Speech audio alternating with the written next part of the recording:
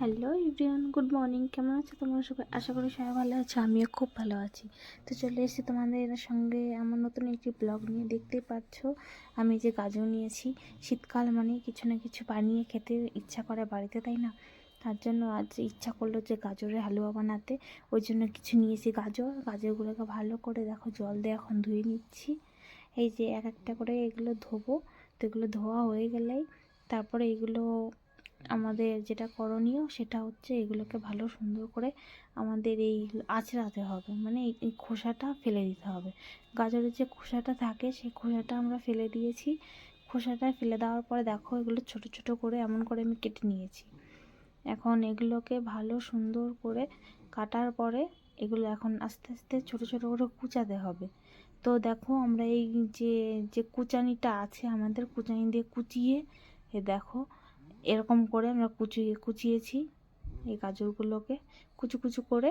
তো এই গাজরগুলো এখন আমাদের রান্না করতে হবে। তো দেখো আর এখানে যে কিছু গাজর পড়েছিল এগুলো বাড়তি হয়ে গেছে, এগুলো লাগবে না, ওই জন্য আমি সাইডে রেখে দিয়েছি। আর এই গাজর থেকে যে মোটা মোটা যে শিরাগুলো থাকে সেই শিরটা আমি ফেলে দিয়েছি। তো এখন চলে আসবো গাজরের হালুয়া করতে। তো গাজরের হালুয়ার জন্য যেটা লাগবে, এই যে আমাদের গাজর নিয়েছি, মানে কুচি কুচি করে গাজরগুলো নিয়েছি। আর এখানে নিয়েছি এক বাটি চিনি। আর এখানে বাটিতে কিশমিশ আর কাজু ছিল। আর এখানে ছিল যে এলাচ গুঁড়োটা ছিল সেইটা। আর এখানে আমি নিয়েছি ঘি। আমি এটা সম্পূর্ণটাই ঘি দিয়ে করছি। তো চলো এখন কি কি করতে হবে দেখিয়ে দিই তোমাদের। এই যে গ্যাসে এখন দুধ গরম করব, তার জন্য এই গ্যাস ওভেনটা ওপেন করলাম। তারপরে এখন গ্যাসটা এই যে জ্বালিয়ে দিলাম। আর এখানে দেখো দুধটা জাল হচ্ছে, এখন আস্তে আস্তে দুধটা জাল হবে। আর অন্যদিকে আমি চলে যাব ওই গাজরের হালুয়া করতে। আমাদের পাশের যে কড়াইটা ছিল সেই কড়াইটা আমি এখন বসিয়ে, তো গাজরটাকে এখন ভাজতে হবে। তো দেখো এই যে আমার কড়াই ছিল, এই যে কড়াইয়ের এই পাশের এই চুলাটা ওপেন করলাম। ওপেন করার পরে এখন আঁচটা কমিয়ে দিলাম।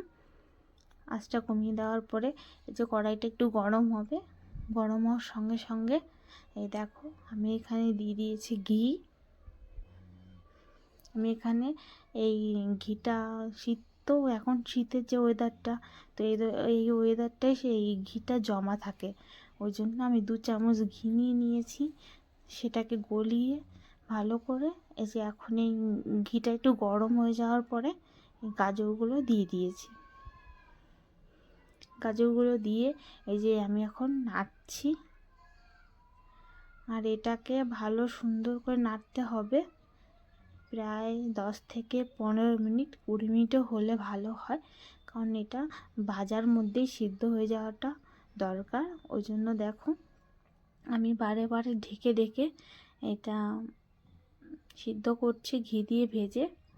তো ভাজার মধ্যেই সিদ্ধ হয়ে যাবে আমার, সেইভাবেই আমার এটা ভাজতে হবে।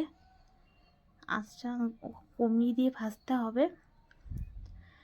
আর এই পর্যায়ে আমি চিনি দিয়ে দিচ্ছি। চিনি দেওয়ার পরে যে চিনিটা গলবে, ওই গলার সঙ্গে সঙ্গে আরও এই গাজরটা আরও সিদ্ধ হয়ে যাবে। ওই জন্যই চিনি দিয়ে আমি সিদ্ধ করছি। তো চিনিটা গলতে গলতে গাজরটা আরও সিদ্ধ হয়ে যাবে। তো দেখো চিনি দেওয়ার পরে আমার অনবরত নেড়ে যেতে হবে। দেখো এই যে হয়ে গেছে, চিনিটা গলে গেছে। গলে যাওয়ার পরে দেখো এর থেকে একটু রস বেরিয়ে আসছে, চিনির যে রসটা থাকে সে রসটা বেরিয়ে আসছে। আর এই পর্যায়ে আমি দিয়ে দিচ্ছি কাজু কিশমিশ যেটা ছিল, যেটা আমি ধুয়ে রেখেছিলাম বাটিতে, সেটাই আমি দিয়ে দিলাম। সেটা দেওয়ার পরে এই দেখো এখানে দিয়ে দিচ্ছি আমি একটু নেড়ে চেড়ে যে আমার এলাচ গুঁড়োটা ছিল সেই এলাচ গুঁড়োটা দিয়ে দিলাম। এলাচ গুঁড়োটা দিয়েই আমি অনবরত নেড়ে যাব। আর এর মধ্যে আমি ঢেকে ঢেকে নাড়ছি। তো আমাদের গাজরটা এখন হয়ে গেছে সিদ্ধ। তো তারপরে আমি এখন এই দুধটা দিয়ে দিলাম। দুধটা দিয়ে দেওয়ার পরে এই যে দেখো একটু জাল হচ্ছে। দুধটা জাল হওয়ার পরে এই দেখো এখানে ভালোভাবে আমি নেড়ে নিচ্ছি। দুধটা আগেই জ্বালানো ছিল, তোমরা তো দেখতেই পেয়েছো, তোমাদের দেখিয়ে দিলাম আমি যে দুধটা আমি আগে জ্বালিয়ে নিচ্ছি। তো দুধটা জালই ছিল। তো এই গাজরের হালুয়ার মধ্যে যেহেতু আমি দুধ দিয়েছি, ওই জন্য আমি অনবরত নেড়ে যাচ্ছি। আর তোমাদের দেখানো হয়নি, নাড়ার মধ্যে মধ্যে আমি এখানে ঢেকে দিয়েছি অনেকবার।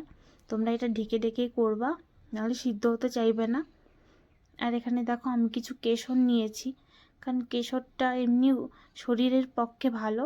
তারপরে আরও এর মধ্যে দেওয়া হলে পরে এর কালারটাও সুন্দর আসে আর খেতেও ভালো টেস্ট হয়। ওই জন্য কেশরটা আমি অপশনাল, তোমরা যদি চাও তোমরা দিতে পারো, না দিলেও কোনো ক্ষতি নেই, কিন্তু আমার কাছে ছিল ওই জন্য আমি দিয়েছি। আর এখানে দেখো আমি আবারও ঢেকে দিয়েছি। এবার তোমাদের ঢাকাতে আমি দেখিয়ে দিলাম, তোমরা এটা ঢেকে রেখে করবা, নাহলে সিদ্ধ হতে চাইবে না। তার 10 মিনিট পরে এটা আমি এই ঢাকনটা সরিয়ে দেখো উঁচু করে নিয়েছি। এরপরে দেখো কালারটা কত সুন্দর এসছে, কেশর দেওয়াতে কালারটা অন্যরকম এসছে। দেখো দেখো এটা নরম হয়ে গেছে, অলরেডি আমাদের হয়ে গেছে সিদ্ধ, ভাজাতেই আমাদের সিদ্ধ হয়ে গেছে। কিন্তু এটা যেহেতু আমি দুধ দিয়ে করেছি, এটা দুধ দিয়ে করবো। এই দেখো কেশর দেওয়ার পর দেখো কেমন কালার হয়েছে, কালারটা চেঞ্জ হতে হতে দেখো কতটা চেঞ্জ হয়ে গেছে কালারটা। তো এটা তো আমাদের ভাজার মধ্যেই সিদ্ধ হয়ে গেছিলো। তারপর দুধ দিয়ে আমি যেটা করব ওই জন্য দুধ দিয়ে করেছি। দুধ দেওয়ার পর আরও সিদ্ধ হয়ে গেছে। এই দেখো এটা আমি নামাতে হবে, প্রায় হয়ে এসছে। ওই জন্য আমি এই যে বাকি যে পাউডারটা ছিল, এলাচের পাউডারটা গুঁড়োটা, সেটা আমি দিয়ে দিয়েছি। আর ঠান্ডার সময় মানে এই ওয়েদারটা শীতের ওয়েদার, ওই জন্য আমি একটু যে হালকা হালকা দুধ অবস্থায় এটা নামিয়ে দিচ্ছি, কারণ এটা ঠান্ডা হতে হতে আরও টেনে যাবে। তো দেখো এই যে আমি নামিয়ে দিয়েছি। এই পর্যায়ে আমি ভালো করে ডেকোরেশনটা করে নামিয়ে দিয়েছি। তোমাদের কেমন লেগেছে? ভিডিওটা ভালো লেগে থাকলে লাইক শেয়ার কমেন্ট করো, আর অবশ্যই অবশ্যই বাড়িতে এটা একবার হলেও ট্রাই করো। তো আজকের মতো এই পর্যন্তই, ফিরে আসছি নেক্সট কোনো ব্লগে। সবাই সাবধান থেকো, সুস্থ থেকো, বাই বাই, টাটা।